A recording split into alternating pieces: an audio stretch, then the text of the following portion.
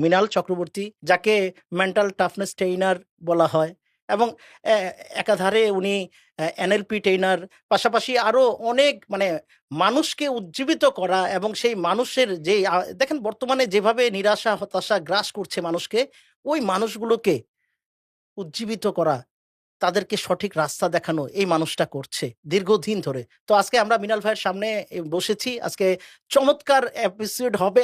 আজকের পডকাস্ট থেকে আপনারা অনেক ভালো কিছু পাবেন। তো মৃণাল দা, কেমন আছেন আপনি? নমস্কার। প্রথমেই সবাইকে আমার তরফ থেকে নমস্কার। আমি খুব ভালো আছি। আপনাদের ভালোবাসায় আমি খুব আপ্লুত হয়ে গেছি। যেটুকু সময় আমি আপনাদের সাথে রয়েছি, এত ভালোবাসা, মানে সেই ইংলিশে একটা কথা আছে, আনকন্ডিশনাল লাভ। আমি সত্যি খুব খুশি।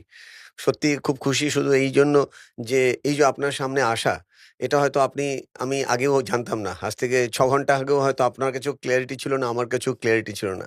কিন্তু কোথাও সব যেন কানেকশন হয়ে থাকে আগে থেকে।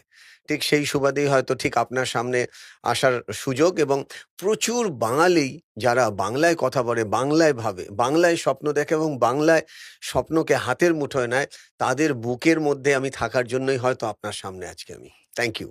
একদম দারুণ, দারুণ, দারুণ। মৃণাল দা, আপনি আমার সামনে বসে আছেন। আমার মানে হার্টবিট একটু করে কাঁপছে। আর বিশ্বাস করতে আমার কাছে মাঝে মাঝে মনে হচ্ছে যে এটা কি স্বপ্ন না কল্পনা হচ্ছে, যে কলকাতা থেকে মৃণাল দা বাংলাদেশে এসেছে, এটা আমি জানতাম না।